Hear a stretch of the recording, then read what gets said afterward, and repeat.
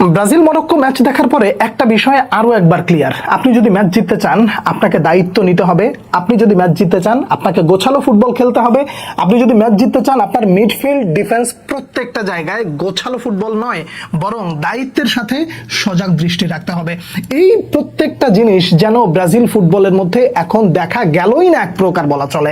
তার কারণ সূচনা লগ্ন থেকে নিয়ে আপনি যতক্ষণ মরক্কোর পায়ে বল দেখেছেন আপনার দিলের ভেতরে একটু দুরু করা শুরু করেছে অ্যাজ আ ব্রাজিলিয়ান ফ্যান, যে না জানে কখন তারা ঢুকে যায় মিডফিল্ড থেকে। তাদের গোছালো অ্যাটাক আপনাকে আপনি যেই দলেরই সমর্থন হন না কেন, আপনি একজন নিরপেক্ষ ভক্তকে জিজ্ঞাসা করেন তারা একবারে বলে দেবে যে মরক্কো সুপার ডুপার ফুটবল খেলেছে। বরং মরক্কো শুরুতে যেইভাবে চেপে ধরেছিল ব্রাজিলকে ওইভাবে যদি শেষ দিকে আরো একটু চেপে ধরতো তাহলে বিষয়টা বোধহয় মরক্কো নিজেদের পক্ষে নিয়ে আসতে পারতো। ম্যাচের রেজাল্ট 1-1। তার মানে এই গ্রুপের মধ্যে পরবর্তী যে দুই দল রয়েছে সেই দুই দলের বিপক্ষে ব্রাজিলকেও জিততে হবে আবার মরক্কোকেও জিততে হবে। সেখানে গোল ডিফারেন্সে কে গ্রুপ চ্যাম্পিয়ন হবে সেটা তখন বলা যাবে। কিন্তু কালো আঞ্চলত্বের শিষ্যরা যে দায়িত্বহীনতার পরিচয়টা দিলেন সেটাকে আসলে ক্ষমা করা যায়?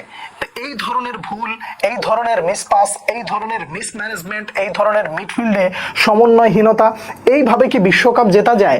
দেখুন, সমালোচনা ভুল যখন করে তখন করা হয়, কিন্তু এই সমালোচনার অর্থটা হলো এই যে আপনি ব্যথিত হয়েছেন ব্রাজিলের খেলা দেখে, আপনি শেষ মুহূর্তে এসে আপনার শরীর জ্বলে গেছে যে এমন খেলে কেন, বল নিয়ন্ত্রণ নিতে পারছে না, বল নিজেদের কাছে যতটা রাখা দরকার ছিল সেটাও রাখতে পারছে না, যেভাবে প্রেস করা দরকার ছিল সেটাও করতে পারছে না। আপনি ধরে ধরে কয়জনের সমালোচনা করবেন? কাসিমিরোর কথা প্রথমার্ধে খুঁজে পেয়েছেন, পাওয়া যায় নাই। ডিফেন্ডাররা যে কতটুকু দায়িত্ববোধের পরিচয় দিয়েছেন সেই জায়গাটা একটু দেখেন। পুরো ম্যাচ তারা মোটামুটি ঠিকঠাক থাকলেও কিন্তু ওই একটা চান্স তারা কিন্তু কাজে লাগিয়ে ফেলেছে। কিন্তু রাফিনহা কি করলেন? তার কাছে একটা সুযোগ ছিল, সেই সুযোগটা তিনি মিস করেছেন। শেষ মুহূর্তে এসে দানিলো সান্তোস গোলকিপারের কাছে বলটা সরাসরি শট না করে, যদি একেবারে মার্কুইনহোস দাঁড়িয়ে ছিল সামনের উপরে, আপনি ওই জায়গায় যদি ওখানে পাসটা দেওয়া যেত তাহলে বোধহয় গোল হওয়ার সম্ভাবনা ছিল। যাই হোক, player part of the game, সেগুলো মিস হইতেই পারে। কিন্তু মরক্কো কয়টা মিস করেছে এইটা হলো প্রশ্ন। মরক্কো একটা চান্স পাইছে না, ওই একটা চান্সে তারা কিন্তু গোলে কনভার্ট করে ফেলেছে এবং ম্যাচের নিয়ন্ত্রণ তারা নিয়ে ফেলেছিল। কিন্তু সর্বশেষে এসে মরক্কো চেষ্টা করেছে যে আমরা গোল দিতে পারি আর না পারি কিন্তু আমরা ম্যাচ হারবো না। ব্রাজিলের মতো দলের বিপক্ষে থেকে আমরা 1 পয়েন্ট যদি নিয়ে যেতে পারি সেটাও আমাদের জন্য প্রাপ্তি, কারণ পরবর্তী যে দুটো ম্যাচ আছে সেখানে যদি আমরা জিতে যেতে পারি এবং গোল ডিফারেন্সটা যদি একটু বেশি রাখতে পারি গ্রুপ চ্যাম্পিয়ন হয়ে যাওয়ার সুযোগ আছে। আর গ্রুপ চ্যাম্পিয়ন হইলে কত বড় বেনিফিট একটু চিন্তা করে দেখেন, যে আপনি এরপরে একটা বা দুইটা খেলা একটু নর্মাল পেতে পারেন বা তুলনামূলক দুর্বল প্রতিপক্ষ পেতে পারেন। কিন্তু ভুলেও যদি এই গ্রুপ থেকে কেউ গ্রুপ রানার আপ হয়ে পরের রাউন্ডে যায় তাহলে প্রথম ম্যাচটাই পড়বে একটা বড় দলের বিপক্ষে, যেটা যে কোনো দল এড়িয়ে যেতে চাইবে। কিন্তু ব্রাজিলের কাছে সেই সুযোগটা ছিল, কিন্তু তারা প্রথম ম্যাচ যেইভাবে এলোমেলো ফুটবলটা খেলেছে, এই এলোমেলো ফুটবলের পর আসলে যে 1 পয়েন্ট পাওয়াটা এক প্রকার ভাগ্যের ব্যাপার না? দেখুন, কথাগুলো শুনতে খুব খারাপ লাগতে পারে কিন্তু এই তিতা সত্যটাই সব থেকে বড় বিষয়, যে আপনি ব্রাজিলের খেলা দেখে শান্তি পান নাই, আপনি ব্রাজিলের খেলা দেখে দুঃখে আপনার দুঃখ রাখার জায়গা নাই, কারণ প্রতিপক্ষ আপনার চেয়ে অনেক ভালো ফুটবল খেলেছে।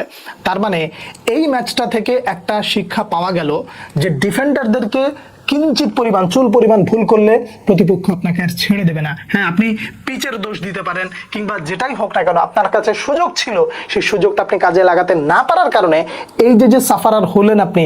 পরবর্তী রাউন্ডে যাইতে হইলে অবশ্যই ভালো খেলতে হবে, সেটা তো ঠিক আছে, কিন্তু গ্রুপ চ্যাম্পিয়ন হওয়ার জন্য যা করা দরকার এখন আপনার অপেক্ষা করতে হবে যে অন্যান্য দলগুলো কেমন রেজাল্ট করে। ব্রাজিলের সাথে তো এই শব্দগুলো যায় না, তারা তাদের মতন করে সুন্দর একটা ফুটবল খেলে যদি জয়টা উপহার দিতে পারতো তাহলে সব থেকে বেশি ভালো হতো।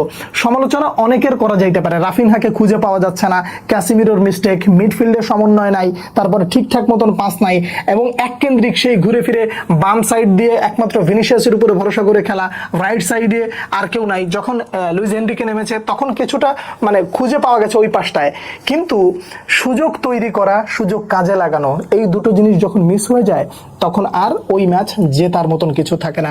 ব্রাজিল এক প্রকার এই ম্যাচটা কপালের জোরেই কি 1 পয়েন্ট পেয়ে গেল, এটা হলো বড় প্রশ্ন। কেমন খেলা দেখলেন আপনারা জানাবেন। পরবর্তী ভিডিওতে আবার দেখা হচ্ছে, সে পর্যন্ত অনেক অনেক ভালো থাকবেন। আল্লাহ হাফেজ।